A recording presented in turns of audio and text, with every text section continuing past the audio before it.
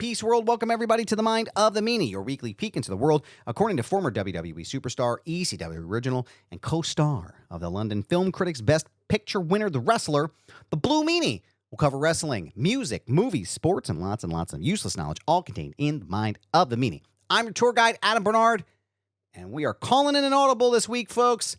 It is a best of from our archives. Meanie and I decided, fuck it, it's 4th of July.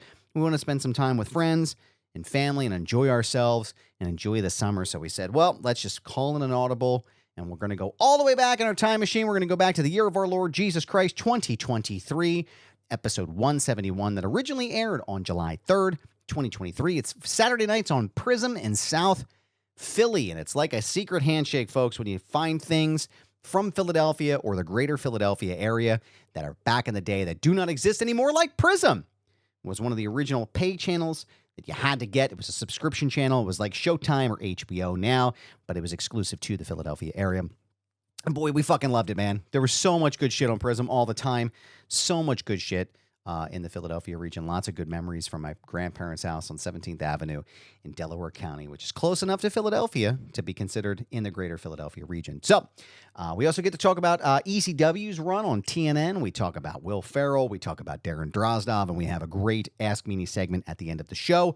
So we hope you enjoy this best of episode here. We hope you're enjoying your 4th of July holiday. We hope you are safe and are well rested. We have a lot to talk about next week when we come back. We got Jackass Best and Last. We have AEW Forbidden Door. We have WWE Night of Champions. We have all kinds of stuff coming up and all kinds of things to talk about when he gets back and I get back to you next week. Same bat time, same bat channel, but for now, Blue Meanie very cursed. Blue Meanie very cursed. My name is Adam Barnard, and we will see you again next week. Peace. Enjoy those seltzers.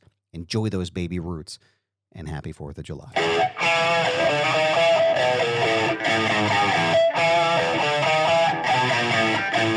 This is the Mind of the Meanie.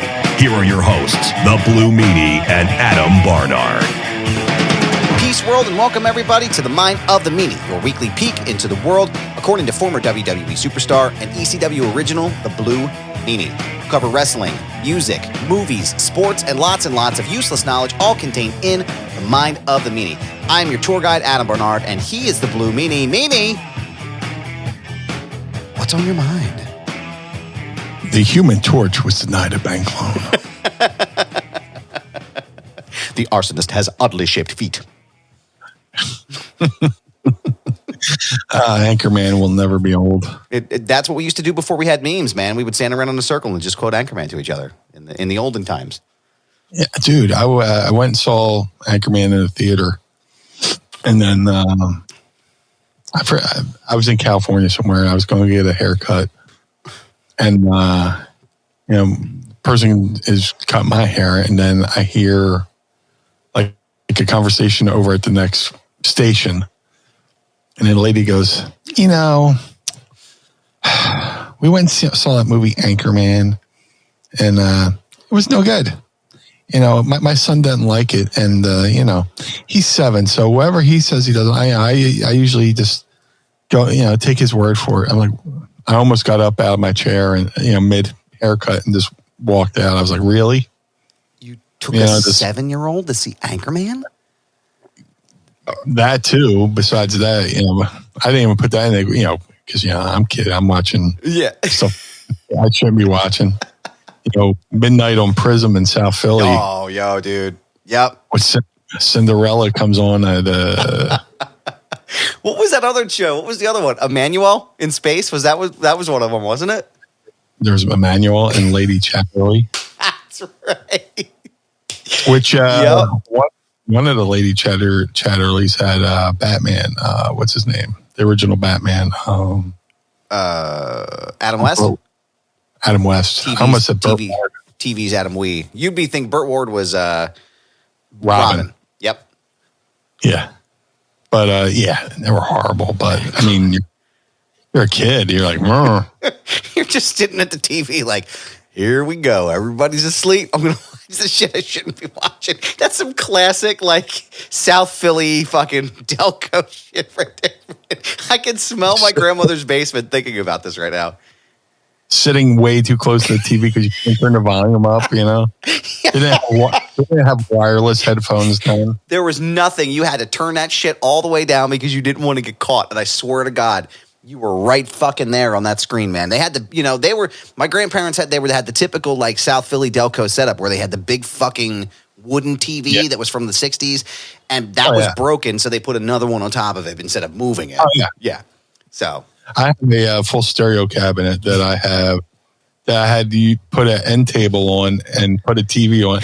Well, I put my widescreen on there. I realized I couldn't lift up the thing to play records, so I got a end table and put it in the middle as an extension, and then put my TV on that, so I can open up the cabinet to play records. So it's like, oh man, I get it. I ain't judging. No, man. Hey, listen, get it where you can, folks, and watch it where you could. I was far too young to be watching that. I mean, God, all the movies and shit that I watched as a kid and TV shows. I mean, we were watching Wayne's World. I mean, what that movie come out in 90, 91? Watching, I was probably 5 or 6. No fucking way I should have been watching that movie. I discovered fucking George Carlin at my aunt and uncle's house in Northeast Philly. And this was like Carlin at Carnegie. Oh, wow. This is like the early days of HBO when they would just play it all the time, and it was on. I'm watching it, and they're just like swearing and all that stuff. And my grandparents didn't really, go, "Oh, you can't watch that," And I'm going to like the local video store and renting the new specials when they would come out, and be great, But I watched things that I probably shouldn't have been, but then. And here I am, 50 years old, and I have a great, my niece's kids. I know what they're watching. I'm like, oh, how can you let them watch that? And I'm like thinking back to what I watched. I was like, oh, well, that's kind of tame,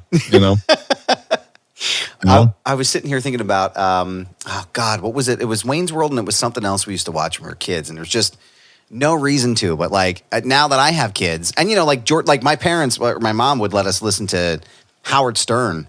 We were just talking about that. Also in the Patreon group, we had a whole pre-show before we started the show where we were talking about Stern and Big Up and Baba Booey. So patreon.com/Mind of the Meanie. Hello. Guess who? If you want to hear that and watch that video, you can go right now to patreon.com/Mind of the Meanie and sign up today. Tiers starting at only $10 and you can join us here. But I was just thinking about how many times I would listen to Stern as a child.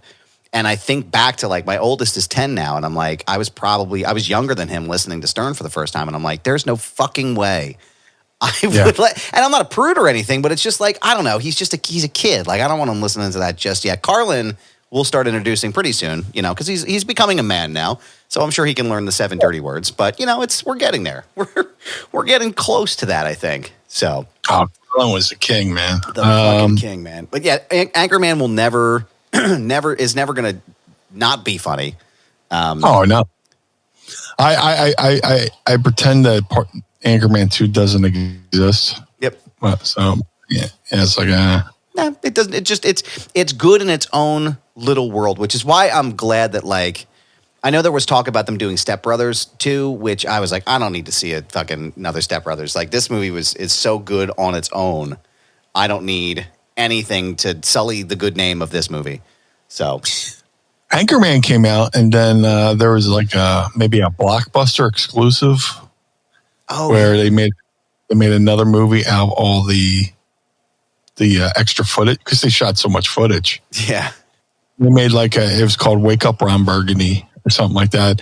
And they took Anchorman and put in all the, unreleased footage. Yeah. All the cutting room floor footage, and it made this whole other movie, which was actually just as funny. That's so amazing. That's when you think of a band, that comes out, they have their whole life to write their first album. Yeah. And I always think, hey, while you're in the studio, just record everything. Record 3 albums worth of shit. So when you put out your second album, it sounds almost as good as, or even better than the first album or whatever. But, bands, do their first album, they go on tour, and they come back and they do another album, and it's either hit or miss. So, but while the iron's hot, record fucking everything. Right. While you're in that creative juice, like just create it all at one shot. Andrew Bailey's in the chat right now, and he's talking about The Other Guys, which is one of my favorite flick, not just Will Ferrell flicks, but one of my favorite comedy flicks, I think, probably in the past 20 years. Can you shoot you? When was the last time you had a desk pop? December last year. Gator needs his gat back, you punk ass bitch. What a fucking hilarious movie. I need to rewatch that. So good. It's a fun fact. My wife and I, Courtney, Mrs. Goober, that was the first movie we went on a date to go see, and she did not think Will Ferrell was funny in that movie. And I was like, I don't know how the relationship is going to work, but you know, I bombed out. The first movie I took Mrs. Meanie to see, I was like, oh yeah, this movie looks good. I took her to see fucking Syriana. Syriana? There's like a fucking George Clooney like movie. Man. Yes, from 2005. And I'm like, halfway through the movie, I'm like, oh man, I am bombing out with this fucking movie. Oh my God, I forgot about this flick. Not a romantic comedy, not a comedy. Let's take a movie where George Clooney's getting tied up and having his fingernails forcibly removed. I was like, oh. Ay, caramba. Yeah. Wolf. It's funny, man. He's probably thinking that about me. Oh, this relationship. I don't know, man. I'm sitting there staring at Courtney. I'm just pissing myself laughing at this movie. And she's like, what do you think? This movie's great? She's like, okay. I'm like, what? How can you not think this is funny? It happens a lot, even still. Like, there's movies that I love that she's never watched. We watched The 25th Hour with Spike Lee. It was a Spike Lee movie, and it's Ed Norton, Barry Pepper, Philip Seymour Hoffman. Like, just an incredible flick, right? Great movie. Great movie. For the uninitiated, it's Edward Norton plays Monty Brogan, who's a drug dealer. Got pinched, and he's going to do I don't know if it's federal time or state time in the pen, and he's going away for like 7 years. And it's his last legit 24 hours outside of the pen. And I mean, just an incredible movie, like just a hell of a cast too. Really, really well done. Love that kind of movies. And she sat there, we're watching it, and getting through the movie. And I was like, so what did you think? Like, I just enthralled in this flick, right? Just sucked into it. And she's like, yeah, it's, not my favorite. She's like, you have a theme with these kind of movies. You have a typical type of movie you watch. I was like, this movie was so fucking good. How could you not like this movie? Yeah. So we're still fighting about it, man. We're still fighting about those movies. But I can relate. But just totally bombed out with Syriana. I was like, oh, what the fuck? I should have known when I was playing the Arty Theater near Center City, But yeah. Well, I will have to go. I want to go back and watch it because I haven't seen that movie in quite a long time. And I'm a Matt Damon fan, so I'm sure I'll enjoy it. But Matt Damon. Poor fucking guy. Wrote one of the best movies of the 90s. And he's known for saying, Matt Damon. Matt Damon. No matter what he does, I'm sure it's going to be stuck to him for like glue forever. What the rumor is that like one of those Matt Damons was actually Matt Damon. Really? Yeah. Like they had him record one of the random ones, and you kind of have to guess which one it is. I wouldn't be surprised because they do that. Trey Parker, Matt Stone did that shit all the time. Like George Clooney. Yeah. Speaking of Clooney, George Clooney is like a close friend of theirs. He was the dog in. He was in one of the early, or he either saw the first cartoon that they did before, like it was like an underground thing. Like, yeah, it's kind of like a Jerky Boys thing where somebody just dubbed the tape, passed this tape around of Jesus versus Santa Claus, and either George Clooney saw it or he was like a voiceover on it or something like that. But he helped the South Park guys. He was taking them around to the studios because he believed in them.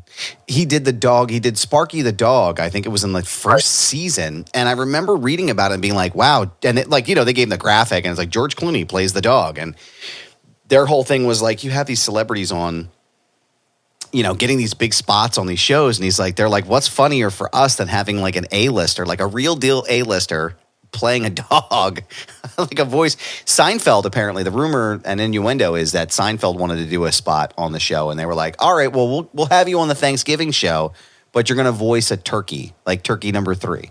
And he was like, I'm not doing that. I'm Jerry Seinfeld. And he backed out of it. And I was like, that's hilarious. That is so fucking absurd and great. Like, so good, man. It was like the old Batman show when people would just like, they would always have like these guest appearances. When Batman, Robin are climbing up the side of a building with a rope, and they would have like a random celebrity stick their head out the window, just, hey, what's going on out here? And they could have done that with the with South Park, with the random voices and guess the voice, I love it, man. It's such good shit, man. How are you otherwise? What's been going on with the Meanie recently, man? Shout out to Road Dog and Casio Kid over at Ad Free Shows. And they have ad free, and then they have the normal ad show, which is on the Road Dogs You Didn't Know YouTube, for having me on. We had a really good conversation. Real fun. We did about 2 hours, and we easily could have went like another 2 hours just catching up with each other. So I want to thank them for having me on. And, Road Dog's a great guy. Like I said on the episode, he, like one of the few guys, like one of the first guys to be cool. I mean, there was cool guys up there, that I worked with. But like, he was just like a cool, it's weird that like, because I told him, you were one of the first cool, I have to say cool guys like 48 times in a row now. But, and he's like, man, most people, I always thought, he said he always thought he was like the kind of like bully to people, which is funny because like all the guys who were like notorious for, being perceived as tough guys or hard asses, were the guys I got along with, Bob Holly had a reputation of, being a, badass and tough guy, but we got along great, and then Road Dog, saying, he thought he was a dick to people. And I thought he was awesome to me. So, something, it's so weird to think like, that's one thing I don't think I've ever heard about Road Dog is that he was a dick.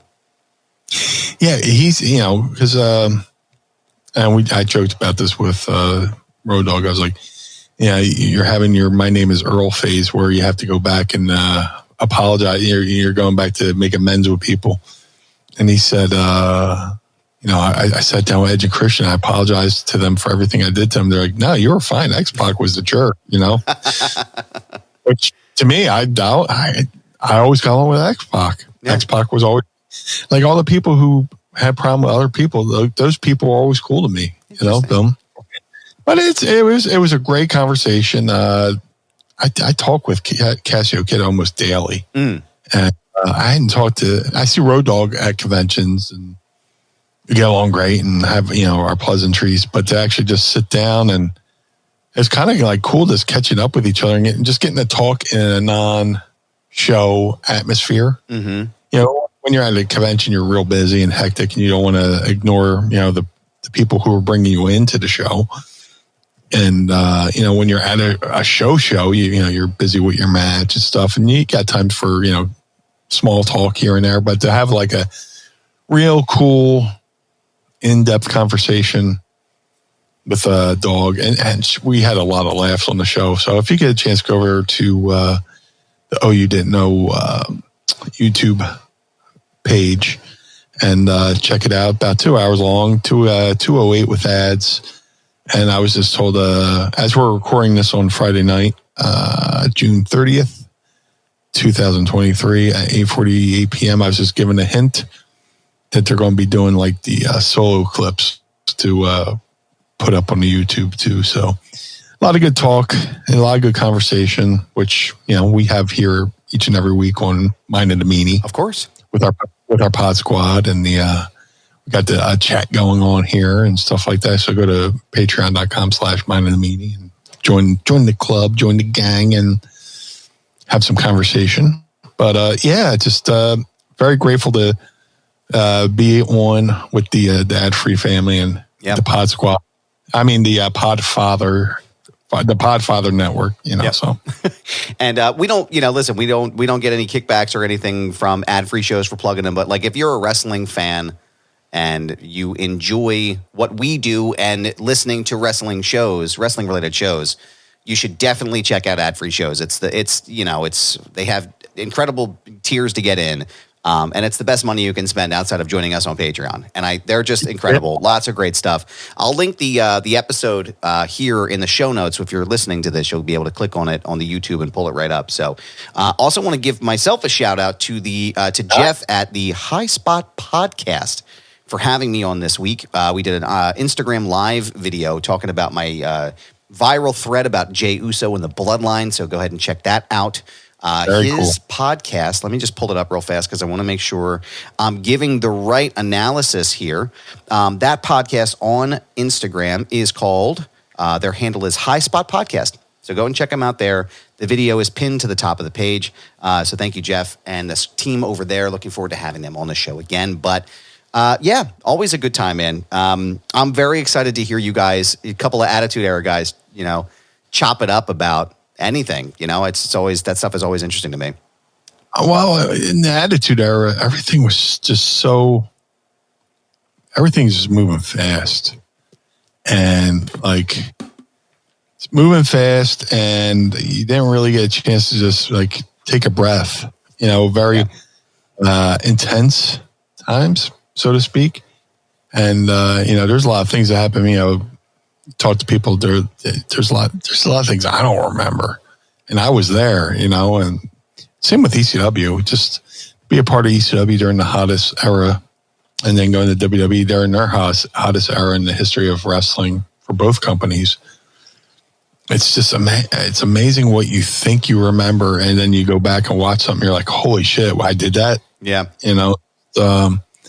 But I was telling the Road Dogg the things he was cool with me about. He said he didn't remember, but he take my word at it. But it's awesome. It's awesome to say that I got to be a part of those. Yeah, those eras. Yeah, I mean, and your stamp is on it. Like, you're there, and it's just it's cool to.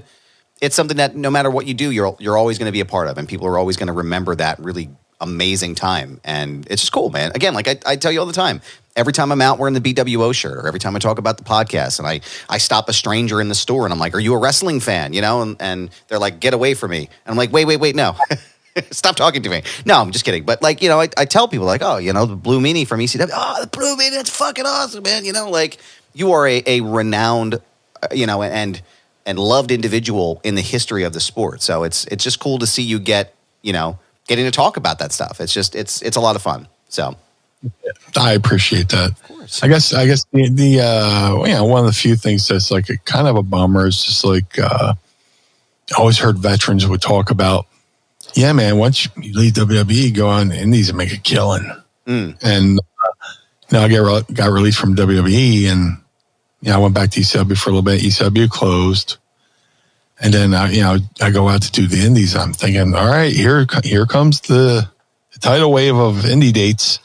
And then WCW goes out of business. And then, like, the floodgates open where, instead of being the guy who's fresh off of, TV, I'm in there with a ton of, it's like a swimming pool, you think you're only in a swimming pool and, 40 people come and do cannonballs next to you and you're just trying to stay afloat. Yeah.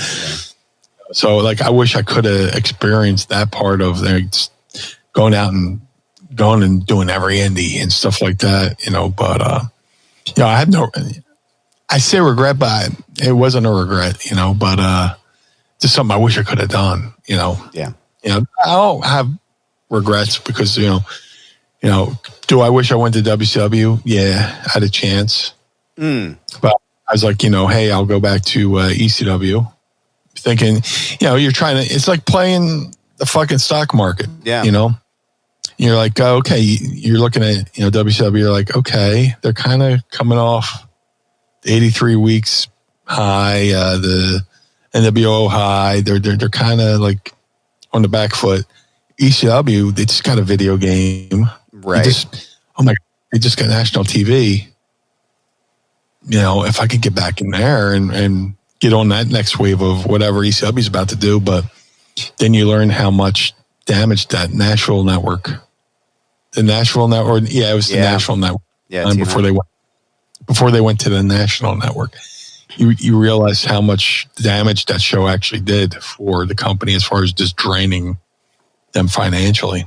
So now let me ask you a question, because I'm not too familiar with the history, and I apologize if you've already spoken about this, but as far as ECW on TNN, was that similar to the WCW Thunder situation where like Paul had to pay to have TNN on, like to basically pay a shit ton of money out of pocket to have this show air? How much do you know? I don't know if you know the specifics, but like what was the situation there that caused it to be such a drain for ECW? Well, I mean, ECW had been just doing an hour show a week out of, Ron and Charlie's studio in New York. They would record a show and go in and cut it up and put it out every week. Well, with the TNN deal, they wanted them to have a, record it live to tape. And that means, you have to hire get a production truck, which we didn't do in ECW. You had to go have a director. They didn't, he wanted, Ron, he wanted Ron to Ron Buffon to be the director, and they wanted their own director, and it became a battle over who's going to direct the show. And it became all these other things that like were such a distraction from focusing on the product that when you actually got to have a wrestling show, you're like, you're paying for production trucks, you're paying for extra production, you're paying for this, that, and the other thing. And, it just became a financial drain. And, they weren't advertising the show. They were advertising Roller Jam, which, it was a Roller Jam was like on, in South Philly, and like Roller Jam was on buses. It was on, billboards, this, that, and the other thing. ECW didn't get one billboard. Didn't get one commercial. That's crazy. And then it was doing a 1.0. It was like doing really good ratings. If they had put as much infrastructure or advertising into ECW as they did Roller Jam, ECW could have easily been a strong 3 or number 2. Wow. If TNN decided to put money into the show. That's crazy. ECW had to foot the bill for everything. Man, no wonder it went. Like, it's amazing to hear and learn stuff like in the background that it was happening. I had no idea that was the cause of a lot of the headaches that was going on in ECW at the time. I wasn't there for all of it. I was still right. on WWE, and I'm watching I'm like, oh shit, they're on TV. Let me watch this, and it looked great and all that stuff. The first night, there was an argument, disagreement over, the quality of the show. So out of protest, Paul just put up Rob Van Dam versus Jerry Lynn from, Poughkeepsie. Here's a show. Yep. All right. Here you go. Just as like a middle finger to the network, but Do you have any idea what they like? Would they have brought the Blue Meanie character into WCW, or did they have like a hardcore hack style different gimmick for you coming in? Well, it didn't even get to that. I see. It's like when WWE released me, Bruce Pritchard said, "Hey, Meanie, it was a pleasure. We gotta let you go. It was a pleasure working with you. You never complained. You did everything we asked of you. It just matter if we don't have anything for you," which they said everybody's like, if you want, I could call JJ Dillon and see if they would want you over at WCW. And like an idiot, I went, I think I'm going back to ECW. Which, in hindsight, you go, oh yeah, Bruce, please call JJ and you can get like whatever kind of deal they offer you. have to go out of business, and they, whatever your deal is, they got to pay you they could pay the rest of the contract while you're.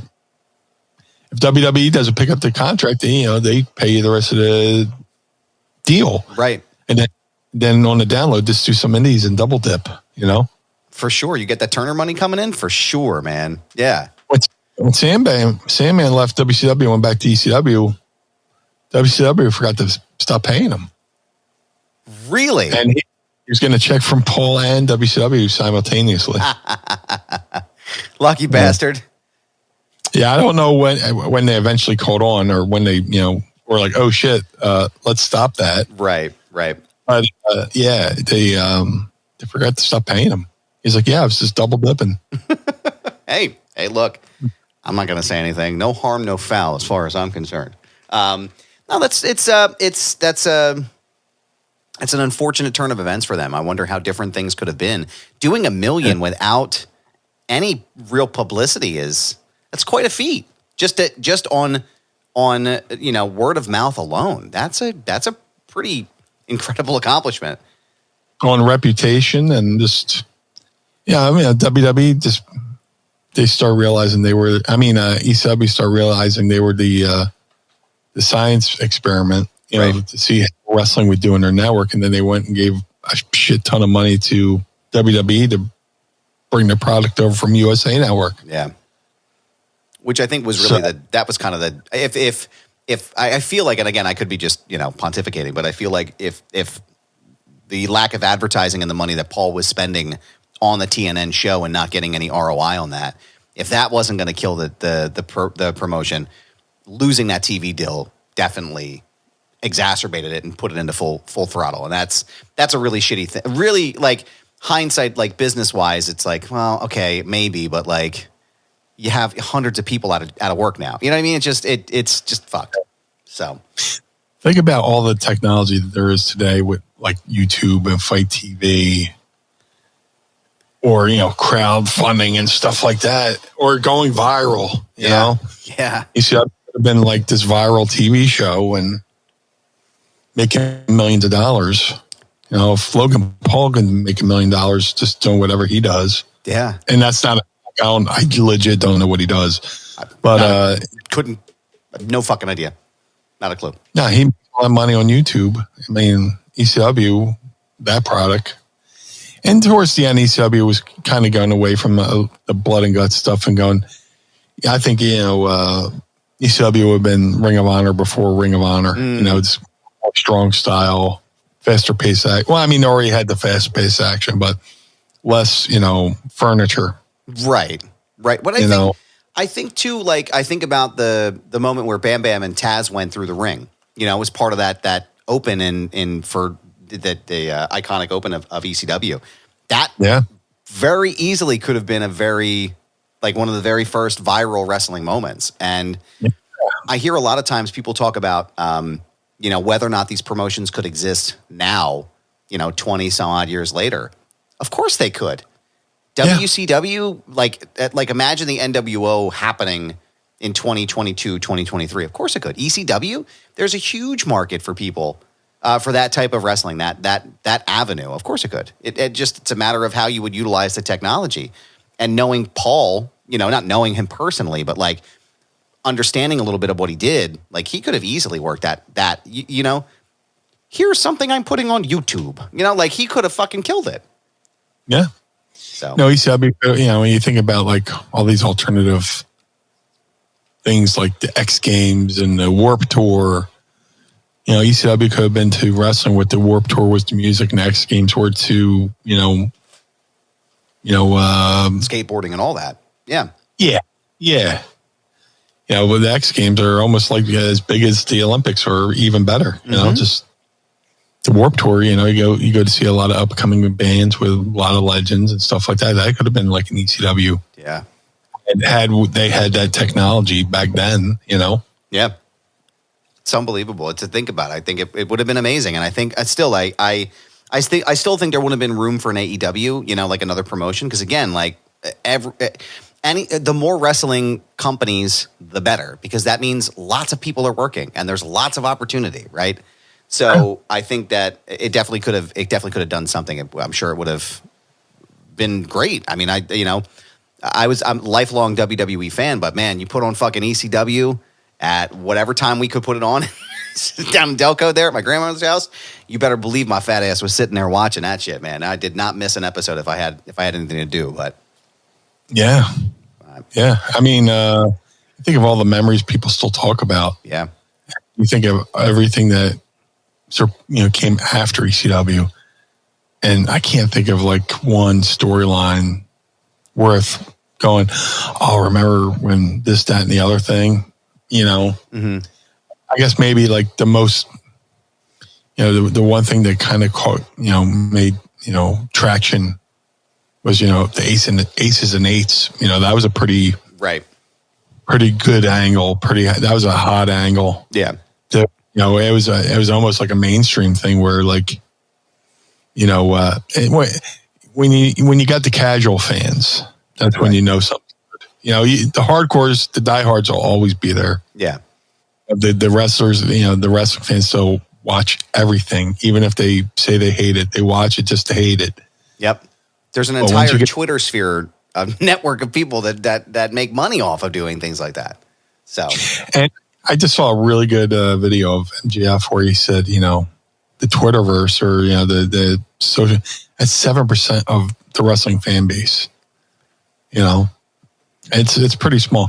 And also, I forget. I wish I remember who said that. There's, somebody was talking to somebody. And the guy's like, "Yeah, my Twitter's blowing up over what we did."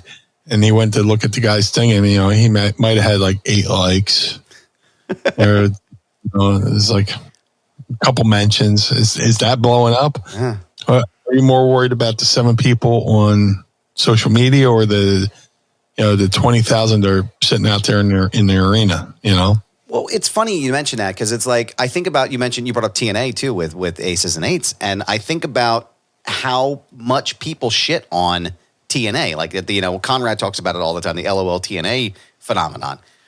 I remember I watched TNA when it was happening, and Kurt Angle and Steiner and Samoa Joe, and like that was really good shit. Like there was really solid, like the X Division, and like there was so much good wrestling on that program.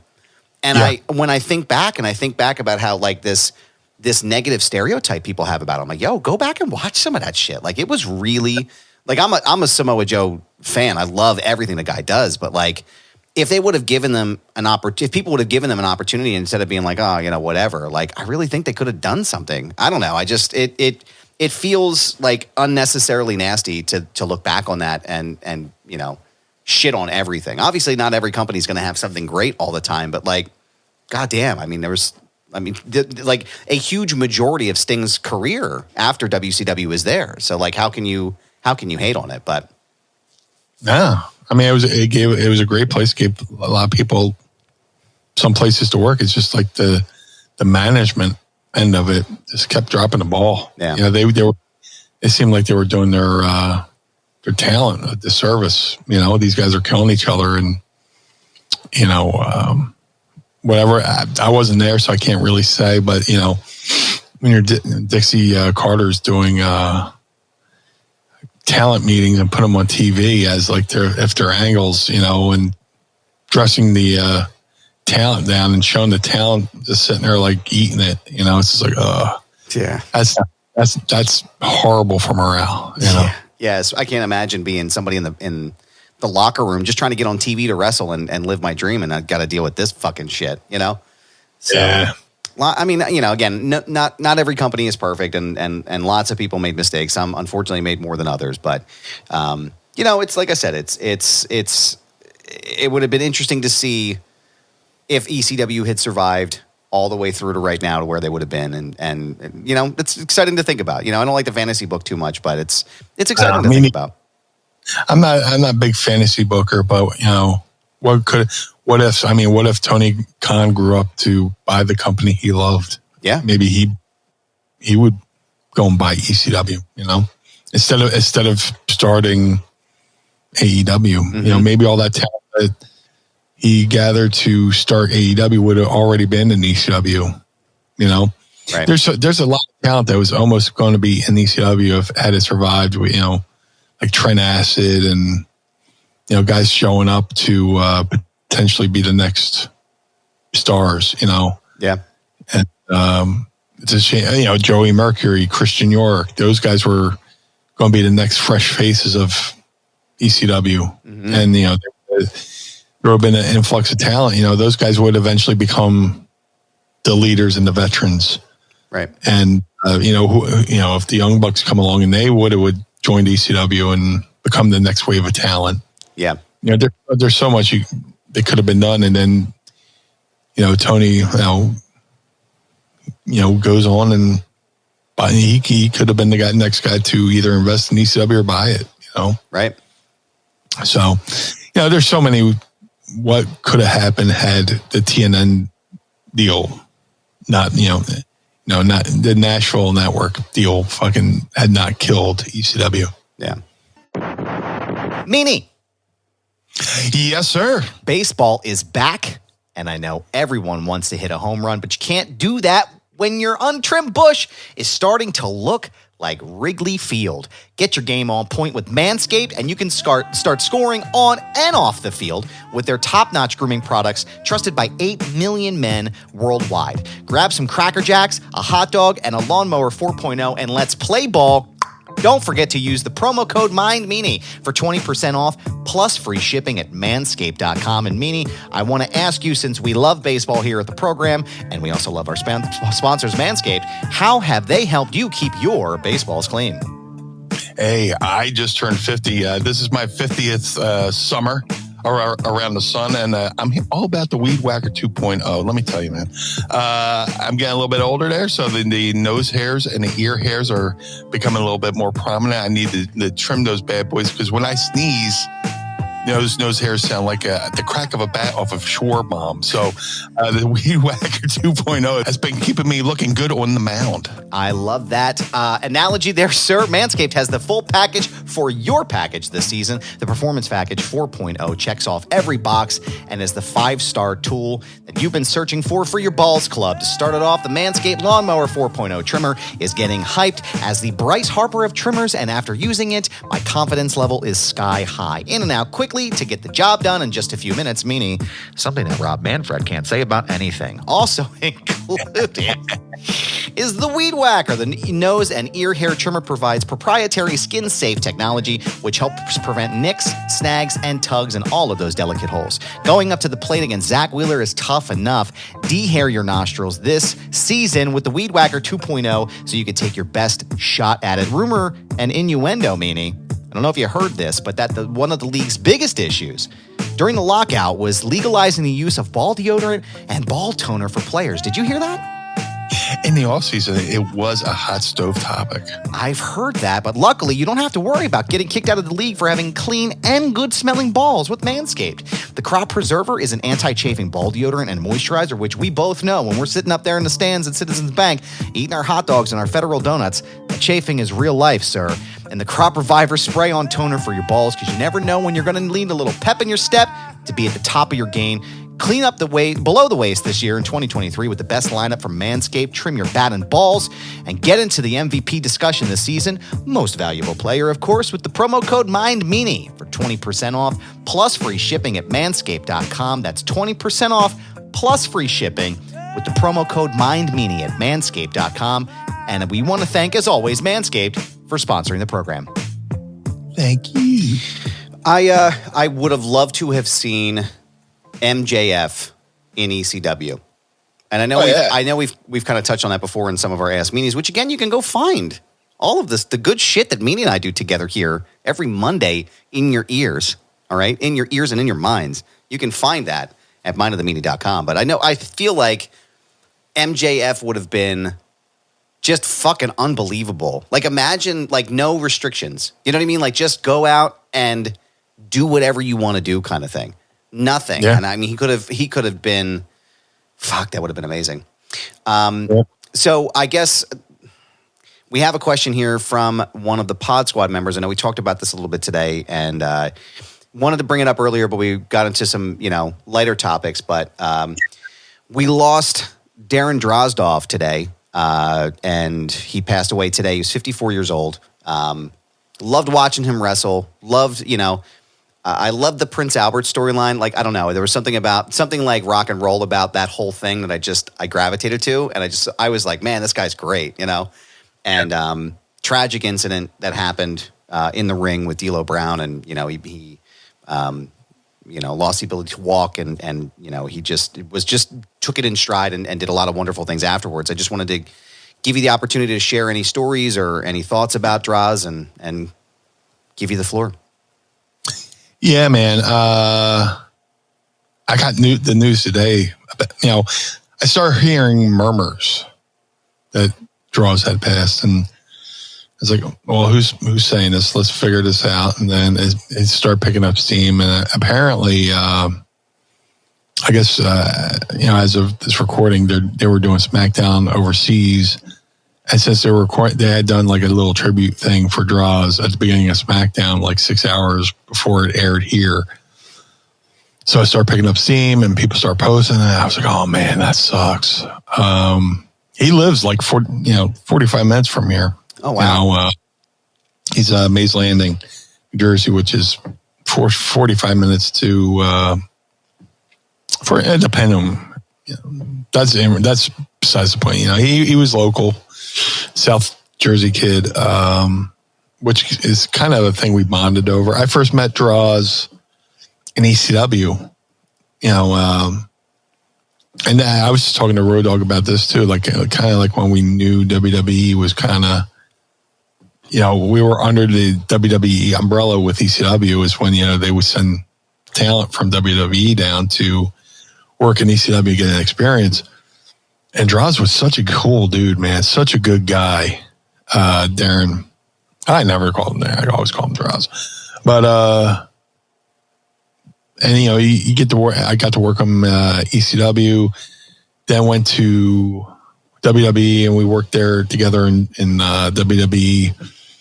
And, I got to have some really fun matches with him, some good matches with him. Always, he was a great talent.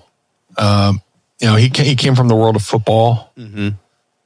He had played for the Broncos, and then I didn't even know this, but Mike Johnson said he played for the Jets and the Philadelphia Eagles, which maybe he just did training camp or whatever. But he tough guy, good football player, and then he had like one of the most notorious moments in Monday Night Football history where he's lined up, against he's lined up on the defense facing the center who's about to snap the ball, and he threw up on the center's hands on Monday Night Football, which became this thing of infamy.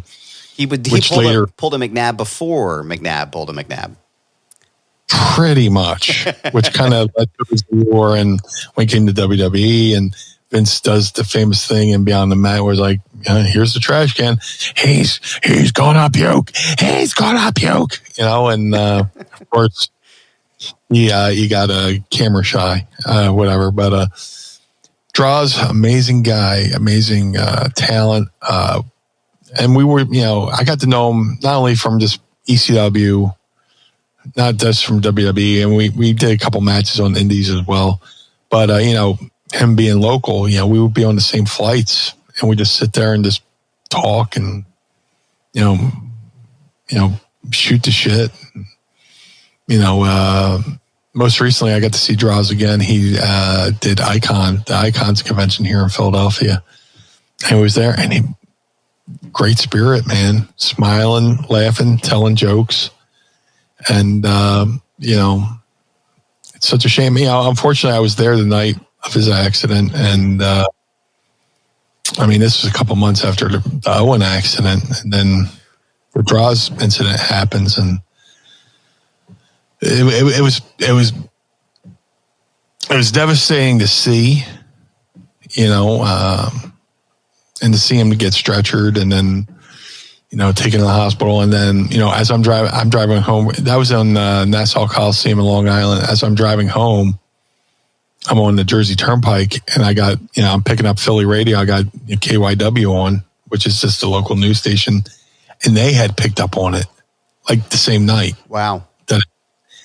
And that's when you're like, fuck, man, this is a big deal. I mean, it's horrible, but it's picking up steam. So, that was going to be on SmackDown. They took it off of SmackDown, and rightfully so. Absolutely. But, and the biggest heartbreak about that, we all know Droz was, paralyzed wrestling with D'Lo. Yeah. And it was unfortunate. It was a moment where his timing was off. He went to reset, and while he was trying to reset, D'Lo thought he was ready for the move. And it's something that's, something I've encountered. I was wrestling a guy named Vinny Magnetti, and he did this thing where he would bump you into the corner, run, put his hands on your legs, flip up your body, sit up, and then Frankenstein you out. And then we were going to have him do it again in the match, and I was just going to walk out and do the sit-out powerbomb with him, kind of like D'Lo. But, prior to us doing the spot the first time, I shot him in, went for the backdrop, and he went to kick me, but he booted me right in the fucking forehead. You could see the eyelets of his boots on my forehead and all that stuff. So I was a little groggy. So when he went to do it, I sat out, kind of like the incident with D'Lo. So I was like, seeing it happen there and realize how fortunate I was that I didn't hurt somebody. Right. Like early in my career. But Droz transferred from New York to Philly. He was here at the hospital in Philly. You go visit him.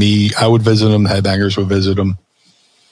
And through all that, his spirits were high. He was not mad. He was not bitter.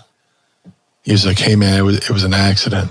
Oh, and also the biggest that whole day was, we're in Long Island, Nassau Coliseum. And D'Lo and Droz were just hanging out all day. And, D'Lo would travel with his PlayStation and a little TV, and they would sit up. They were playing video games. Like that afternoon, they were playing some kind of racing game. And then, they were going to, work that night, and whatever happened. It was a crying shame, what happened. Yeah. And, my heart breaks for D'Lo too, that, people can't just like let him go with it. Droz has, if Droz is over it, Yeah. I think we can stop talking to D'Lo about it. But, and if I could just cut in for a second, because I was thinking about that today, and it reminded me of like the JBL questions that you get all the time. Yeah. And it's like, you can clearly see that this is an incredibly uncomfortable topic for D'Lo. I'm sure being asked about it like once or twice as you're doing the media rounds, like people are going to ask about it, but like you can see that it genuinely bothers him. And it's just like, do we really need to continue to ask this man to relive this really difficult moment in his life? And he said it a couple times. It's the worst moment of his career. Do we really need to like stick it, it just feels like it's unnecessarily cruel after a certain point. And let's let the man move on from this and let him, be at peace with this, because I can't imagine what that would have been like, Hey, that worst day of your life? Let's talk about that. Yeah. Jesus Christ. How about this? I'll send you a link to a shoot interview I've done a million times, and you can get your intro from that. You can just pull the audio right from that. Next question. But rest in peace, Droz. I know, a crazy side note, dude I went to grade school with wound up being one of his caretakers for a little while. Wow. And kind of got us in touch. And I would talk to, Droz here and there,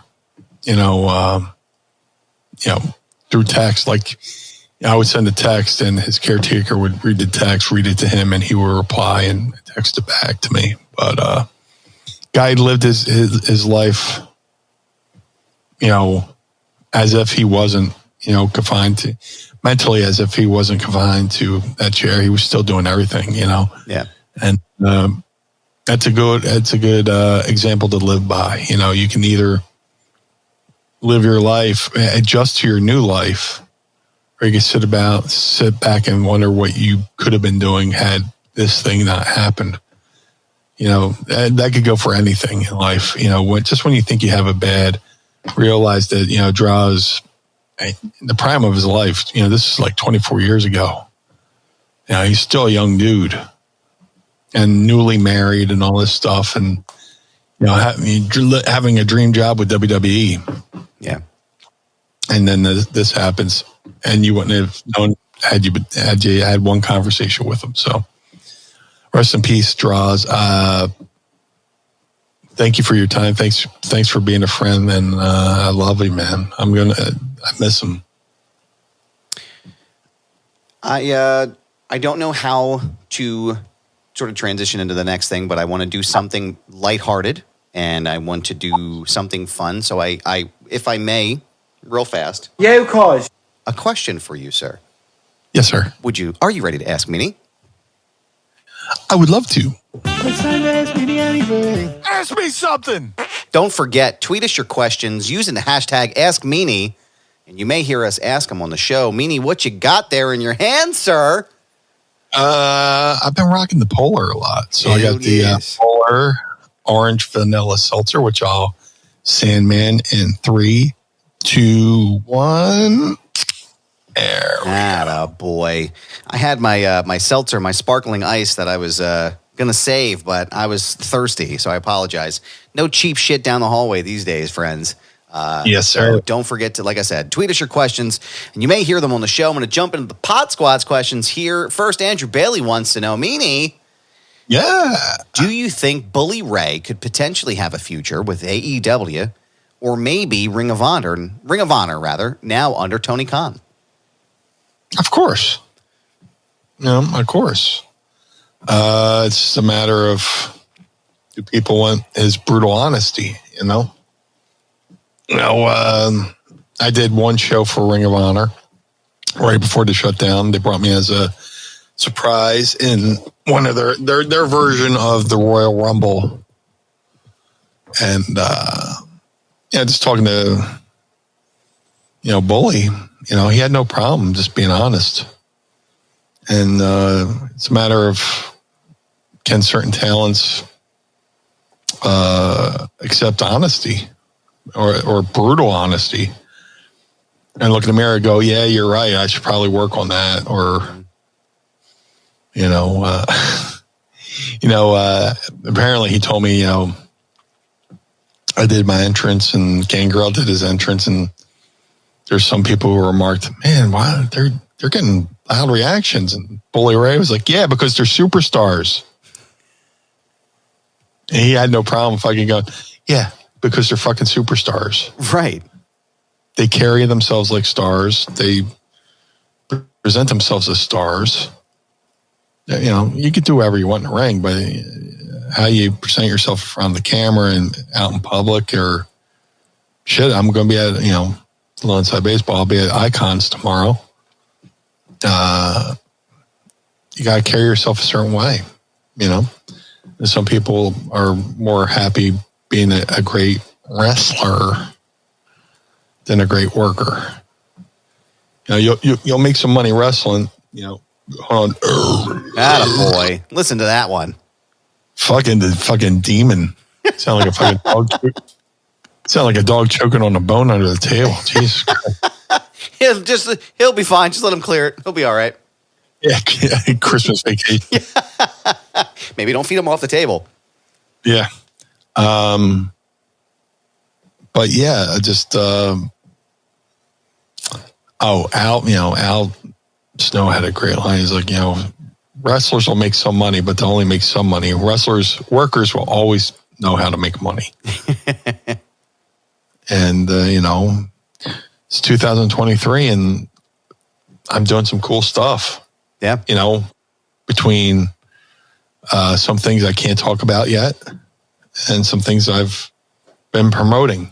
So, I got a couple things down the line. I just talked about, just working on and finalizing that, hopefully I could talk about soon, but right. That's just through being able to knowing how to present myself and promote myself and promote the things that I'm a part of.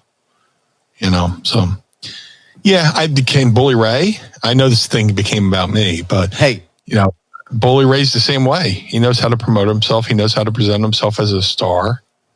And nice fucking cameo. I just watched the 2-part American Gladiator documentary on ESPN Plus. Oh man.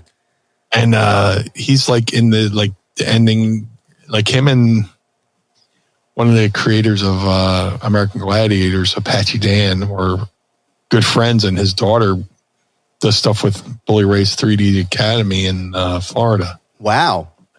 And there's a whole fucking Bully Ray with the guy, and they're all decked out in Dudleyville gear and stuff like that. So 2023, Bully Ray's still relevant, whether you agree with, whether people are agreeing with what he says or people shitting on it. The best reaction is any reaction is a good reaction. Yeah. And Bully knows the reaction. And I will say Bully and Devon are, I've talked about this before. Dudley Boys are my favorite tag team of all time. So anytime I can get a chance to listen to Bully Ray talk about anything, I mean, regardless of how you feel about him, good, bad, or indifferent, like the love the man has for the business is very clear whenever he speaks about it. And I think that any company, any promotion that would bring him in would be doing themselves a very solid service for doing so. So let's see here. Machete Von Kill wants to know, ask Meanie, she got a two-parter here, two-part. Did you finally listen to the new Foos album? I am working I've heard a good portion of it. It's just I'm one of those guys where I listen to something new. I kind of need to be in a room alone, headphones on, and eyes closed, and just taking in it. But everything I've heard, I love. Yeah. And they put out some videos too that are really good. But yeah, I'm 97% through it. It's just I'm a creature of habit where I need to listen to the whole thing through interrupted. I'm one of those people. If say I got a fucking mix of my favorite songs playing, I'm jamming out to a really good song, and somebody starts talking towards it, I'll pause it, I'll listen to what they have to say, and then I'll start the song over. That is my fucking car MO, dude. Same time. Yeah. Same it's thing. It's pause. Okay. You said what you had to say. Oh, okay, cool. Reverse. Mm-hmm. And if I need to listen to the song begin and uninterrupted, so do you. Mm-hmm. And if they don't get the hint, start it again. That's right. Listen, not now, Chief. I'm in the fucking zone. I want to hear this record. So just shut the fuck up for 10 minutes. I'm visualizing. I have a show going on in my head at all times. Here's a fucking rock concert. There's a hip hop show. There's all kinds of shit. There's wrestling events. I'm planning out my entrance down the ramp, Chief. Just leave me the fuck alone, okay? I'm thinking I should get that fucking chip implanted just so I could just make my fucking content, Well, they have the goggles now. They have the Meta goggles, which I'm kind of afraid of. But I think maybe we could probably do a show with just using the goggles and imagine we're in the room. Would be pretty cool, maybe. I'm sure as we fart, though, the Technicolor lights would come up. We'd probably ruin the system. But Zuck, if you're, you can figure things out, I guess. Machete Von Kill's second question is, will you be firing bottle rockets out of the butt trumpet on Tuesday? Oh, no. I'm highly flammable. And I've seen enough videos where people try to shoot shit out of their butt cheeks and it never ends well. Yeah. So, no, just good old fashioned watching people post their blew my hands off posts. There's so many people this week and they don't realize it's their last time with 10 fingers. Oof, man. I saw something on Reddit the other day with an X-ray, and it was somebody's hand that was blown off by a fucking firework, and it was the gnarliest thing I've ever seen. I was like, oh my God. I would never hold a firework or a bottle rocket if you paid me money to do it, but never, dude. Fuck that. Look, I stayed at the Travelodge South Philly, and I still would not shoot off a bottle rocket with my hand. I'm not saying how stupid that is. Oh. You know, I like my fingers, man, and my hands. They're pretty. They're nice. They're well proportioned. We're doing the butterfly movement. Like we're in Napoleon Dynamite. You can watch this shit right now, friends, at patreon.com/mindofthemeanie. You're fucking missing out. Let's see. We got 2 questions from our friend Mark and Dryden this week. Heard this on another podcast, but you two are the perfect ones to ask this. Out of the 4 major sports, baseball, hockey, football, and the NBA, in order, which one, in your opinion, is the most physically taxing? I don't know, man. I would have to say hockey. So it's football, baseball, hockey, And basketball. basketball. Yeah, throw soccer in there too. Yeah. Make it 5 because you watch soccer and they're running for like 90 minutes straight. Yeah. I'm like, bro, you would see me on the fucking side of the fucking court with like a brown paper bag, hyperventilate. Yeah. Give me the oxygen right now. Sir, you've only been on the field for 2 minutes. Oxygen. Yeah. How long is that hose? God damn. But, football's tough, but, you get to sit out plays. They say somebody did a fucking thing where, out of a 60-minute game, you're maybe getting like 32 minutes of actual physical activity. Yeah. But, the clock, you do a play and the clock keeps going, unless there's a timeout or somebody goes out of bounds, the clock is constantly going. So you're not really playing for 60 full minutes. Right. Beginning. But hockey, holy shit.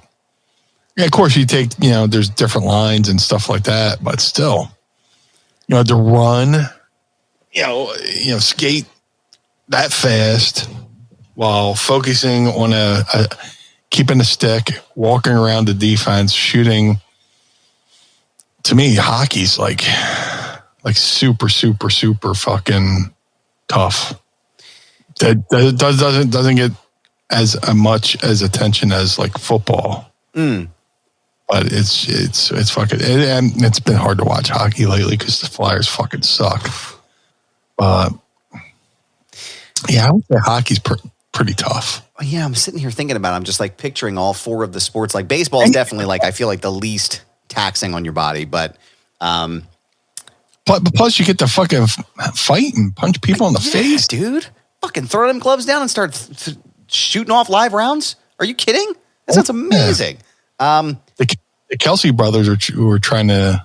They just had an episode of their podcast where they had Goodell on the commission, and they're trying to push for one hockey fight, legalized hockey fight during the NFL season or during a game.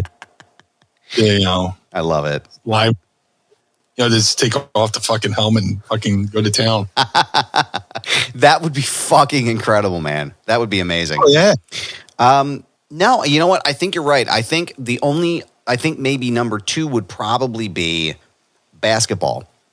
Or soccer. Maybe like 2A and 2B would probably be basketball and soccer just because of the cardio that's needed to stay. Yeah, basketball. Holy shit, man. I mean, that's literally, and it's not even like skating, you're kind of like, I feel like with your feet, you're kind of just sliding, right? Like you're still using the same muscles, but like the impact on your feet as you're running, playing basketball, I'm sure is just not fun. But no, I would say I would agree with that. I think as far as the mechanics and everything you have to do while you're playing hockey, I feel like that's the right call. Yeah. I agree. Mark and Dryden has another question for us. I was wondering while watching the Junkyard Dog episode of Darkside, even though he never won any titles in WWE, which to be fair is a sacrilege. This isn't Mark and Dryden, that's me. The fact that JYD didn't win any titles is a sacrilege. He became a way bigger star and made more money there. Doesn't that count for something? He was all over the screen during the rock and wrestling era. Not only was he on the cartoon, if you watch any of his matches, he was over. In terms of popularity, am I crazy to think he was only behind Hogan for a period of time? That's a good assessment. Sometimes you don't always need a belt, to be over. So you could just be an attraction. Yeah. He was over as a talent, great, entrance, great music, great look, great charisma. But I mean, a lot of people say if you're not trying to win the world title, winning the world title should be your ultimate goal. But ultimately, it's a business, right? So if you're making money and you're still entertaining and you're becoming the part of pop culture, yeah, to where even after your career you can still benefit from the fruits of your wares, the fruits of your work. I mean, he was definitely up there. Him and that was the major point of contention with Wendy Rector leaving. She wanted to be paid the same as like Hogan, because she was part of that rock and wrestling revolution as well. Mm-hmm. A huge part of that thing with Cyndi Lauper and everything, and I think she deserved to be paid, not as much, but just as close, because Hulk was the face of the company. Pretty goddamn close, for sure. Yeah, I mean, I don't think a lot of these. I mean, obviously, like you said, Hogan was the guy, right? But like, there's all the ancillary players, right? And there's a lot of people that are still remembered from that time. So I hate talking money. Yeah, especially other people's money, but like they were making good money. Yeah, that Dark Side, they said he was making quarterly, he was making 6 figures just from action figures. Whoa. Yeah. Wow. Yeah. Good for him. They said when Sheik got his first check for action figures, like over 80 grand or something like that. Holy shit, dude. Crazy. Yeah. But it's just crazy. I mean, that's the thing, we're not used to having that much money, and you forget that they don't take taxes out. Yeah. You have to fucking put shit aside, so when the tax man comes, you're ready to pay the piper, so to speak. Yep. But they were making good money. I mean, it was taxing. It was as a brutal fucking schedule. Yeah. But now with the WWE, they down at the Performance Center, they teach financial stuff. Which I wish would have been like a couple generations before, but it is what it is. But yeah, Junkyard Dog was right up there. Yeah. If Hogan was one, he easily, Dog was 1B. He was over as all get out, as they say back in the day. I was definitely a mark for him. Yeah. Me too. I started noticing with the Dark Side of the Rings, they kind of tie things up in a little bow at the end where, even if something ends a little bit, rough, they go out highlighting the positives of the person and stuff like that. So it was cool to hear his nephew talking, just like with the Chris and Tammy thing. It was cool to hear that, Chris had, even though Chris had died horribly. Yeah. Not like him dying was horrible, but the fact that he just got his shit together and a simple broken leg killed him, with the blood clot, But, more people will now learn of Chris Candido and go out and watch and see some of Chris Candido's greatest hits, just like people should discover Junkyard Dog and learn how to have charisma and get over. Yeah. So, Junkyard Dog was definitely over, man. Just, it's all the other stuff that, happens in the wrestling business that, happens in every industry when you're traveling that much. Yeah. And living Groundhog's Day every day. You're in the same airport, you're in an airport, you're in a hotel, you're at the building, you're back at the hotel, you're back to the airport, and you wash, rinse, and repeat. That can become like Ren and Stimpy space madness, Yeah.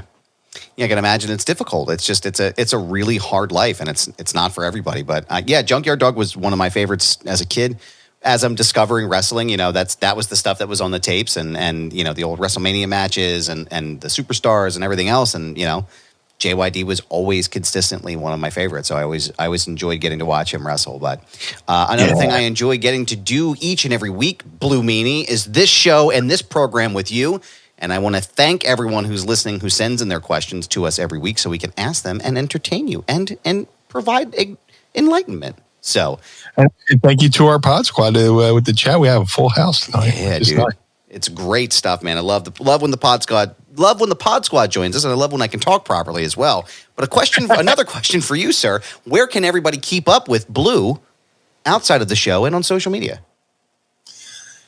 If you would like to follow the Blue Meanie on all forms of social media, Facebook, Twitter, Instagram, and TikTok, at Blue Meanie, BWO, on all forms of social media. If you would like to support the Blue Meanie, go to ProWrestlingTees.com/Blue Meanie. If you would like to support Mind of the Meanie, this very show, go to ProWrestlingTees.com/Mind of the Meanie.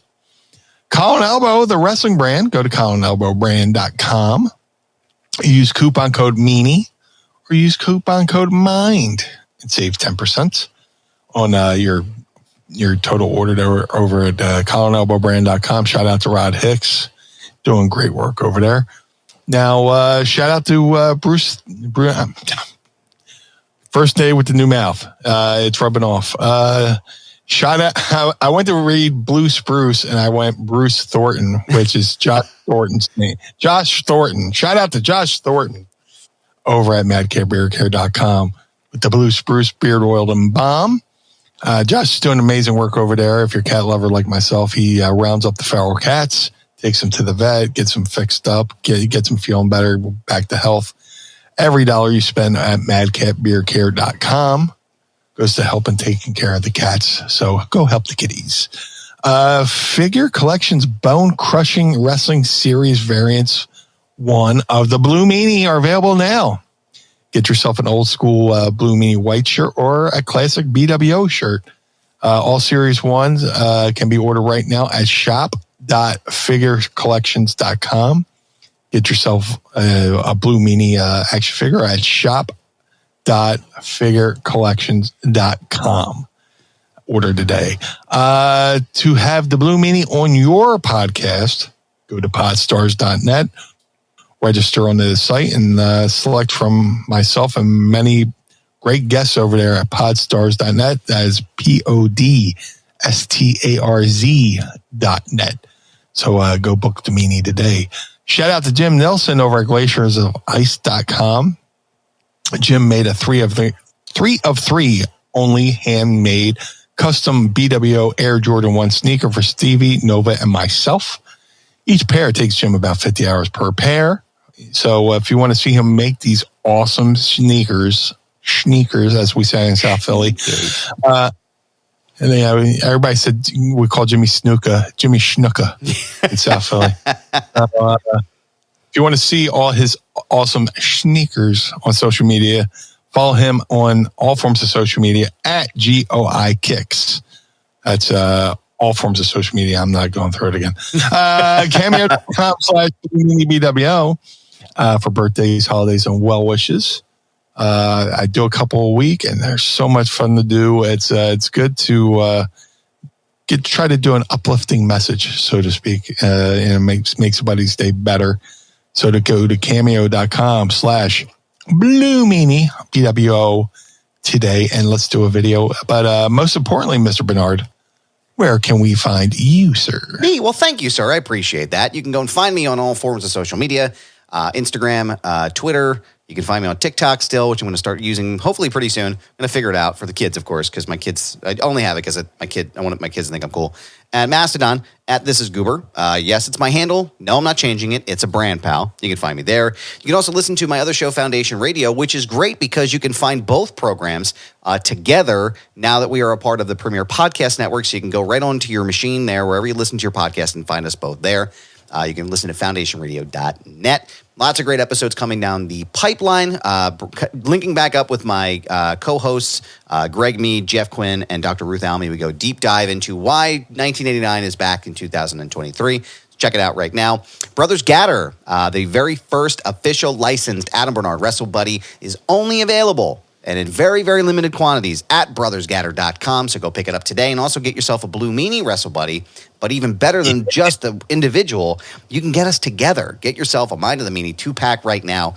Brothers Gatter 2-pack deal, sir. Blue Meanie, 2 of us together every single day. So you can hold us it'd be like we're in the room with you while we record. Brothers Gatter. Hold me. Hold me. It's Bon Jovi. You can reenact your favorite moments from the show, too, and you can act, do the Bon Jovi. So go to brotherscatter.com, the Feinberg Method. Go to feinbergmethod.com, use promo code Goober, and save up to 20% on your purchase, not just physical wellness, but also mental wellness as well. Go and talk to Brad, my trainer, and he will help you out. The feinbergmethod.com. Shout out to the homies at the 10th Ward Barbershop in downtown Lawrenceville, right outside of Pittsburgh. Go and ask for Kane. Tell him Goober sent you. He's Corey Graves and Bray Wyatt and Finn Balor's favorite barber. 10th Ward Barbershop.com. That's 10th Ward Barbershop.com. Tell him Goober sent you. ProWrestlingTees.com/Foundation Radio. ProWrestlingTees.com/Mind of the Meanie. Pick up a shirt. Keep the lights on here at Casa DeMeanie and the Barnard home for wayward and troubled youth. Patreon.com/Mind of the Meanie. Sign up today. Watch us live, record, and listen to the show early and ad-free. We want to thank Manscaped for sponsoring the program this week. And Meanie, I want to thank you for doing the show. Thank you to the Pod Squad, as always, for joining us for the Blue Meanie.